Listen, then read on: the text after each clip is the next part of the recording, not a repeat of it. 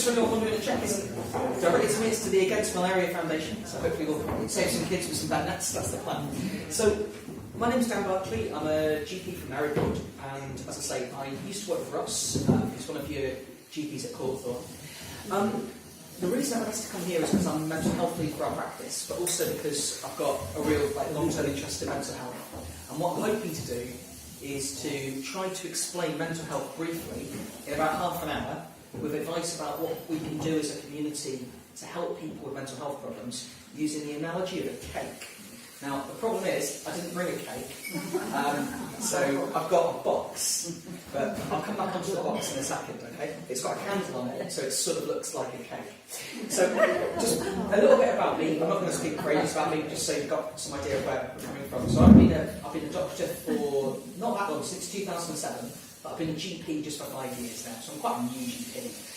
I'm also BBC Radio Cumbria's radio doctor, so I do like a slot once a month on there, which is quite good fun. And it almost always seems to come around to mental health issues, which makes me think that there's a lot of unanswered questions that people have got about mental health. And I also think mental health is an area where there's a lot of misconceptions, and it's also an area where, as doctors, we can get it so horribly wrong. What we can really do is we can, if we intervene at the wrong point, we can cause a lot of harm rather than good. So I think it's really important to try and get mental health care right. Okay. So just a little bit more background. We've been living in Cumbria since 2007. I'm from Surrey originally, and we're hoping to stay here forever. Okay. So yeah, it's a lovely county, and thanks a lot for inviting me over here. So to go on to the cake, okay. So I'm going to talk you through the cake, and I'm going to go through it layer by layer, explaining basically what can go wrong as we go through. So we've got the candle on the top, okay? And underneath the candle we've got some icing. I know you can't see the icing, but there is icing here. And then underneath the icing we've got the cake itself. And as you can probably see, the cake is on sturdy-ish foundations, okay? Which we'll come into in a minute. So looking at the candle first. So to me the candle represents things that are going on outside of the mind. So the cake is your mind, okay? And the candle represents things going on outside. Okay, so right now the candle is burning quite brightly, but there's lots of things that can make the candle turn on, aren't there? Well, apart from my finger, which can't do it. Okay, so the candle's gone out. What sort of things might make the candle go out? What sort of things can go wrong in people's lives that might do that? Bereavement. Yeah, bereavement's a really big one, isn't it? So as a GP, we'll often see people coming along to the surgery very distressed about things that are happening in their lives. So we've got bereavement. We've got loss of a job, breakup of a relationship. So these are things that happen to all of us in our lives. So one thing we can be certain about as we go through our lives is that we're going to lose people we love, okay? Either because they've died or because of the fact that the relationship's broken down. And we can also pretty much guarantee that we're going to come up against some sort of adversary in work or in our professional lives that's going to cause us difficulty and distress. So probably the most common presentation to us as doctors of people feeling mentally unwell is because of things like that. And my biggest aim here is to try to make sure that when we as doctors see people like that we don't diagnose them with a mental health problem. Because it's really important to draw a big distinction between awful things that might happen to us in our lives and actually being mentally unwell. Because I'll put it to you that it's perfectly normal to be really, really upset and very sad if something awful happens to us in our lives. And I also say that I think the worst thing that anybody could do in that situation is to give you medication. Because what we're doing now is we're saying, hey, this isn't normal, you're not meant to feel like this, have this and you'll feel better. There's two problems with it. Well, one, first of all, I think it's quite natural to feel that way, so medicalising it seems to be, not a wise decision. And secondly, I don't know if any of you have experienced this yourselves in the past or anything, or you might know people who have, but medication often doesn't work very well in those situations. So it's a situation where sometimes we give medication out and we're giving the wrong message. We're saying this will make you feel better, when actually it probably won't. And even if it did help a little bit, maybe it's actually preventing a natural process. So one of the things that we try to avoid in general practice, where we possibly can, is to avoid throwing out medication to people where there's a real problem going on in their lives, because there's better things we can do. Has anyone got any ideas of things that we might be able to do for those sorts of problems? What might help better than us handing out medicines? Yeah, talking without a doubt. I think that's a really important thing. We hate to talk about things sometimes, don't we? And I think when we feel really sad about stuff, one of the last things that we want to do is talk to other people about how we're feeling, because it really hurts to do it, and it also, you might feel like you're putting upon other people as well when they're your problems. But actually, I think there's a lot of money in the old adage that a problem shared is a problem halved. And there's one of the things we're doing in Mariport at the moment, and it's something that is probably being done in other areas too, is we've got a community cafe in our surgery. So people who are coming in with these sorts of problems where they really need some help, but actually the last help they need is a doctor sitting down and saying, right, you're depressed, you have to take this, is to see our community cafe. And in there there's free cake, there's free coffee, there's people who are trained in what we call mental health first aid, just like coming and talking to people in these situations and helping them through it, helping them with the benefits agency if they need that sort of help. And that's really successful. We've got, this year, we've had 100 new people go through that so far since January. And I mean, that's not a huge number, we've got 14,000 patients, but it's still, a decent number. So that's something which I think we want to really build on our surgery. So it might be something that's worth thinking about locally. Have a think about what your own sort of difficulties are locally as a community, but we found that's really, really helped. I'm going to move on a little bit, though, further down into the cake. Okay, because there's a lot of layers in this cake, and there's bits where we really are needed further down. Okay, so we've got to the icing now. Now, at this point, if I brought a cake, I'd have probably made a crack in the icing, but I can't because I haven't got the cake. But if you could just imagine that there's a crack in the icing that's appeared here. And what I'm doing is I want to use the icing to represent these milder mental health problems that present to most, not everyone in their lives, but are quite common. Like, maybe 1 in 3 of us will suffer from their lives. So these are things like depression and anxiety. So put very, very simply, in terms of how we define it, depression simply means feeling low and having less interest in doing things for no clear reason for more than 6 months. Okay? But the boundaries on the definition of that keep changing, and particularly in America where there's a culture related to insurance and things, it keeps being changed to the point where you can pretty much diagnose anyone with depression, which I think is a shame because, a lot of life's problems are things which can be solved in better ways than us throwing medication at them. So we've got a crack in the cake. What do we do about it? There's 2 main things that I'd recommend here. So if we went back to, say, the 1970s, and you'd come in to the surgery to see a GP with depression or with anxiety, the first thing that would almost certainly have happened is that you'd have been given some medication. Okay, it would have probably been an old-fashioned medication like amitriptyline, for instance, at a very, very high dose to try to treat the depression. And I'm not knocking that. I'm not knocking the use of medication here. But the good news is over the last 10, 15, 20 years, there's been a lot of research done in how best we can treat these illnesses. Okay. And what that's mainly shown is something which we call the Biopsychosocial Model.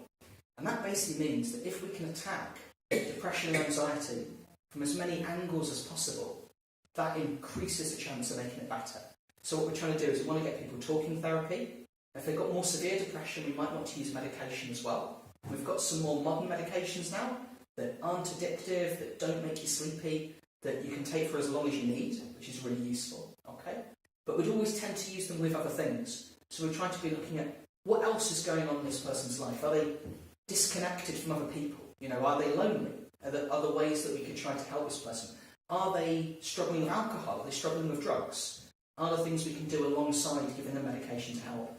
And that's also where we find that the community generally in our town comes in terms of, again, usually through the community cafe, of having sort of initiatives to help people with drug and alcohol problems and things like that. So we can try to deal with the root causes of it. So essentially, by taking all of those things together, if we're lucky, we can sometimes fill in the crack in the cake. The question is, what comes next? So we've got a crack in the icing, and maybe we haven't fixed the crack in the icing, but we start to get a crack in the cake underneath. And the crack is your mind, the cake is your mind itself. Okay? And these are the sorts of disorders that you might hear a bit about, but you might not necessarily know anyone with, or you might know a few people with. Okay? And these are usually disorders that have occurred due to difficult things that have happened when we're young. Okay? So maybe we had some very difficult childhood experiences, okay, or maybe something awful happened to us, through adolescence or something like that. And that can really change the way that someone feels about the world. and it can do it in a way that, without really quite in-depth help, isn't really fixable. So it's not something that they can just click their fingers and make better. So someone might, for instance, end up with a worldview that they're completely worthless, and that other people are out to get them, and that they can't trust anybody. Okay?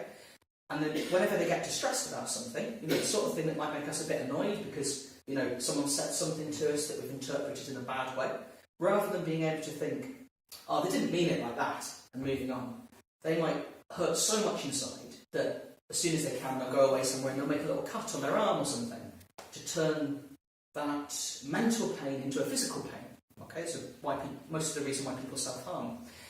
And things can get so bad sometimes for people like that they can't see any way through it, and they think of killing themselves. Okay, and these are the sort of disorders where, as doctors, we need to work with other people still. But what we need to do is we need to try to get therapy that's beyond what can just be sort of done in a GP surgery. So we get some in-depth psychotherapy. Have any of you seen any films or anything where you've had a psychologist lying someone down on a couch and talking about their childhood and stuff like that? You know what? That's actually, that really is the sort of therapy that's used for this sort of thing. Okay, so most of the time, if we have talking therapy in a GP surgery, it's done sitting across a table with each other, and you get given homework to go home with, and it's very modern. But for this sort of problem, where there's been deep childhood trauma often, you actually do have to have what we call psychotherapy, which is maybe weekly sessions for a year or more with a psychologist. Okay, so these are slightly rarer conditions, but they're ones that can cause a lot of distress to people. Okay, so we're getting on to the really scary stuff now. So just imagine you've got your cake. So I'm going to break the table now. Let's see if I can do it without breaking it. So you've got your cake. It's fairly stable. I was going to say, actually, I was trying to knock the table over slightly, but I can't make it work. So I'll put it back up again in a second. The foundations have gone. Okay, and this is what we tend to. We might not individually know anyone with these sorts of mental health problems, but when the foundations from underneath your mind go, all havoc can unfold. Okay, so we're talking about illnesses like schizophrenia and things like that, which present with psychosis. Now, I get involved in this a little bit because I'm what we call a Section 12 GP. So that means that if need be, I'll get called to anywhere in the county to come and section people onto the Mental Health Act, which is interesting and also can be quite scary, and it's also quite sad a lot of the time because we're dealing with situations which sometimes you think, goodness, couldn't this have been intervened in just a little bit earlier before it got to this point? But also sometimes you're seeing situations which are just completely inevitable, and you just think, how awful must it be to live in this situation? So what psychosis is, okay, is when you have a disconnection from what's going on in the world around you to what you perceive in your mind. So for instance, if you're suffering of psychosis, you might believe that things are happening that aren't happening. Okay? You might believe that people are out to get you when they're not. And you might have evidence for that. The evidence might be that you can hear them talking about you in the room next door, and it's as real as me talking to you. Do I listen to them or do I listen to you? Or it might be that there's someone, I don't know who it is, speaking all of my thoughts out loud, and I'm having to listen to them all the time, but they're as real as me speaking to you. Or it might be that when I'm watching TV, the people on the TV are talking to me, and they're telling me things, and they're saying, you're really important, you need to go out and do this. Or, even worse maybe, they're saying, you're worthless, you need to kill yourself.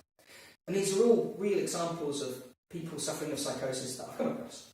Okay, and so it's to do with the brain, the thought processes in the brain being disconnected from the outside world. We've all experienced this a little bit ourselves. Okay, I don't know if you've come across the term hypnagogic hallucinations. Okay, have you come across that? Yeah, it's a really interesting experience. You'll have all had one. It's that experience you get when you are waking up. Okay, often with a bit of a shock, and you wake up in bed and you see something that isn't real. And a good example would be you've put a coat on the back of the door, and for just the briefest of moments, it's a person. There's a person in the room, and then suddenly the rest of your faculties come online, and you can see, no, it's a coat, it's a coat. But if in psychosis, what happens is you're getting all of those sorts of things happening all the time, but you can't make the connection that it's a coat. Okay, so literally the smallest things that we might just not even worry about suddenly become the beginnings of a whole delusional belief system about potentially, abduction.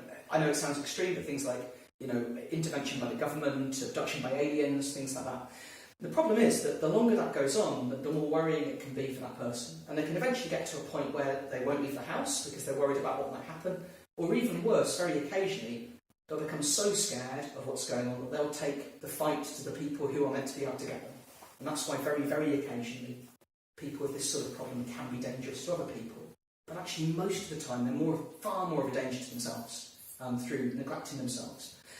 So in this sort of situation, we have, sadly, the only real option we've got here is medication. And these are what we call antipsychotic medications, given as tablets or injections. And the field of that hasn't moved on a great deal, sadly, since the 1960s. Okay? But what has moved on quite a lot is the fact that most of these people, thankfully now, can be looked after at home without having to be looked after in hospital. Okay? So that the support network there is better. Okay? Pull the table back up. So, I think in terms of today, bring my cake all over the place. That's not going to taste good now, is it? So I think in terms of day-to-day working, both for myself and for any GPs interested in mental health, and also for our communities, the areas that we want to try to make the most impact on are this, the candle, and this, the icing. Because the things beneath that are things that we can't really make a huge difference on just at a community level. It's something where there is, whatever we do, there are still going to be people who need really quite severe psychiatric services, either because they've got a problem in the foundation or a problem in the cake. But the people who are having real difficulties in their lives, and the people who are suffering with depression and anxiety, there's a lot of things that we could do locally to really help them. And the sort of things that I'll be thinking about, I don't know if this is something that you want to look at in Courtthorn, but would be more what sort of level of social support that you've got for people who are isolated. So, for instance, in Maryport we have a lot of drug and alcohol users who really struggle. So we've set up sort of support groups for people like that. And we're also going to start a mindfulness group as well, which is looking at mindfulness meditation, to try to help people with mental health problems. And I think there's a lot of communities in Cumbria that are looking at interventions like this that hopefully reduce the amount of medication that's needed, which is great, because if we can get feeling better with enough medication, that's brilliant.